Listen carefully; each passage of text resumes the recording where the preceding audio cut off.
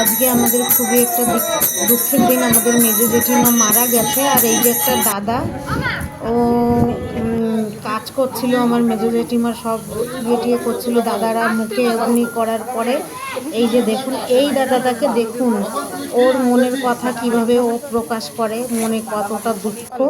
এই কথাগুলো শুনে কিংবা কিছু মনে করবেন না, দেখুন ও বলবি তো,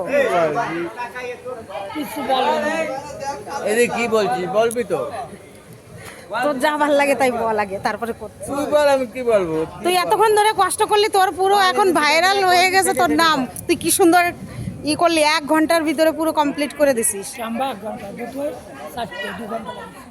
2 ঘন্টা লাগেনি। কি করলি যে এত তাড়াতাড়ি হয়ে গেল? এত তাড়াতাড়ি হলো কি করে বল? আমি কি বলবো বল দিদি, আমার এগুলো ভালো লাগে করতে, তাই আমি করি। ভালো লাগে? হ্যাঁ, আচ্ছা, অনেক দিন থেকে আমি করছি। তাই? কারণ কি, এখানে আসলি আমার মন শান্ত হয়ে যায়। মানে জীবনের মানে কি আমি বুঝতে পারি, জীবনের যে মানে সেটা আমি বুঝতে পারি। আমিও এখানে উঠবো, ঠিক আছে, আমারও লাইন আছে। ওসব বলিস না।